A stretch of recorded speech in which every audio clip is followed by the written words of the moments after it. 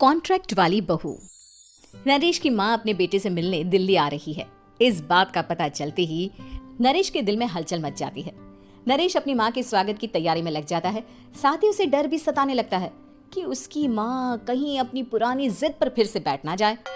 हे भगवान, इस बार बचा लो, अगले साल पक्का माँ की जिद पूरी कर दूंगा। तभी दरवाजे की घंटी बजती है।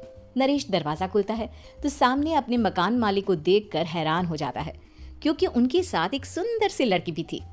अब नमस्ते अंकल, कुछ काम था, मुझे बुला लेते। आपने क्यों कष्ट किया? अरे नहीं, इसमें कष्ट कैसा, मैं तो बस तुम्हें रीना से मिलवाने आया था। आज से रीना तुम्हारे साथ इसी फ्लैट में रहेगी। अंकल, कोई लड़का फ्लैटमेट नहीं है? एक अनजान लड़की के साथ रहना मेरे लिए थोड़ा अजीब होगा। देखो नरेश, मैं तुम्हें पहले भी बता चुका हूँ कि इस फ्लैट में तुम्हें किसी ना किसी के साथ एडजस्ट करना ही होगा, या फिर तुम अकेले पूरे फ्लैट का किराया दे दो, मैं किसी को नहीं रखूंगा। नरेश अपने मकान मालिक की बात सुन के रीना के साथ रहने के लिए तैयार हो जाता है, पर अंदर ही अंदर उसे ये बात खाने लगती है कि वो अपनी माँ को क्या जवाब देगा जब उसकी माँ रीना के बारे में उसे पूछेगी। दिन बीतने लगते हैं। नरेश और रीना अच्छे दोस्त भी बन जाते हैं, पर अभी भी नरेश अपनी प्रॉब्लम का सोल्यूशन नहीं ढूंढ पाता। एक दिन नरेश बहुत परेशान सा बैठा होता है। तभी रीना उसे पूछती है, क्या हुआ नरेश, तुम काफी परेशान लग रहे हो, सब ठीक तो है ना? हाँ, सब ठीक है, बस एक छोटी सी प्रॉब्लम है। वो एक्चुअली 2 दिन बाद मेरी माँ मुझसे मिलने आ रही है। अरे, तो इसमें प्रॉब्लम क्या है? ये तो खुशी की बात है। हाँ रीना, बट मेरी माँ एक जिद लेकर बैठ गई है कि मैं शादी कर लूँ, पर मैं अभी इस चीज़ के लिए तैयार नहीं हूँ। ऊपर से जब वो तुम्हें देखेगी तो 100 सवाल करेगी, क्या जवाब दूंगा? अरे, इसमें कोई टेंशन वाली बात नहीं है।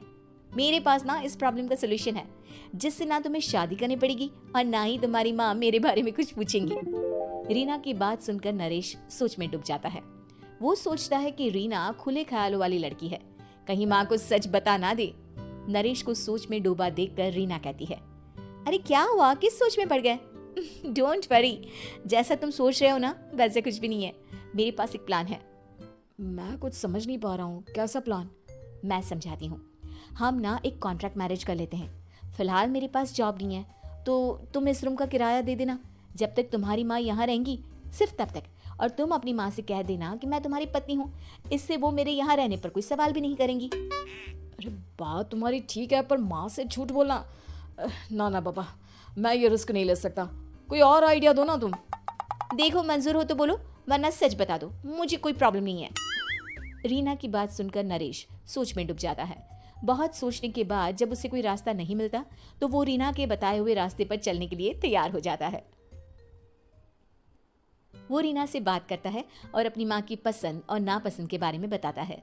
रीना भी नरेश की सभी बातों को ध्यान से सुनती है, ताकि कहीं उससे कोई गलती ना हो जाए। आखिर वो दिन भी आ जाता है जब नरेश की माँ उससे मिलने दिल्ली आ जाती है। नरेश अपनी माँ को फ्लैट पर लेकर जाता है। जैसे ही नरेश की माँ फ्लैट के अंदर जाती है, रीना उसके पैर छू लेती है।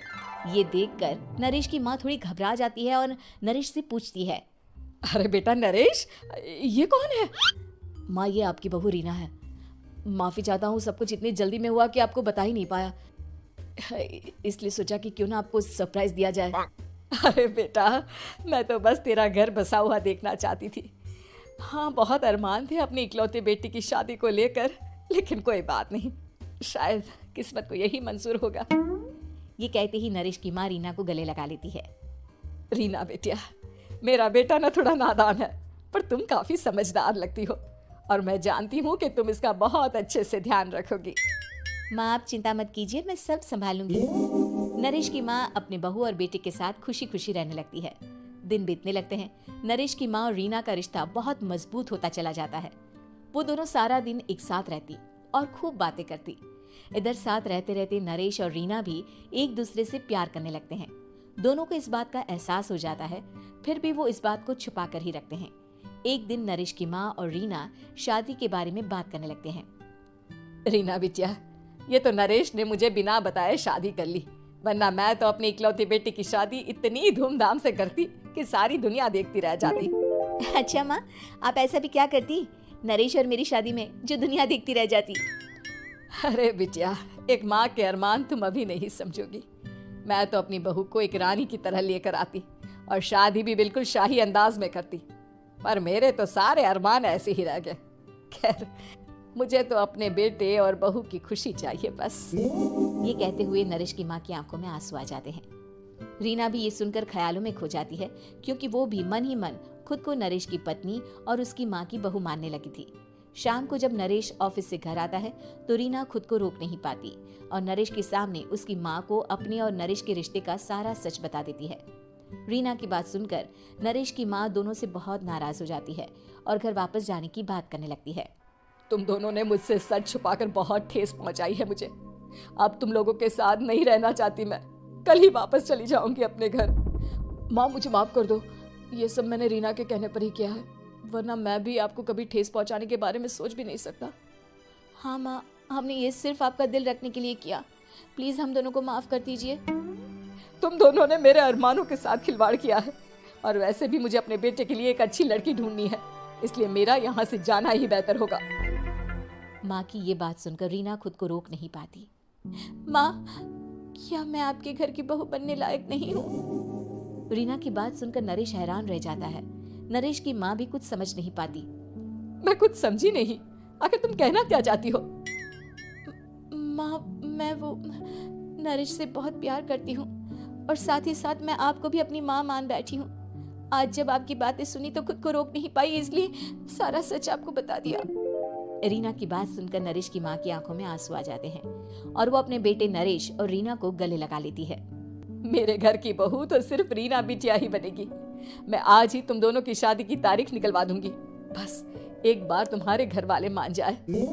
उसी दिन रीना के माता पिता भी उनके फ्लैट पर आ जाते हैं। दोनों परिवार आपस में बैठकर बातें करते हैं और शादी के लिए राजी हो जाते हैं। रीना भी कॉन्ट्रैक्ट फाड़ देती है और कहती है, सही मायने में मैं अब बहू बनूंगी।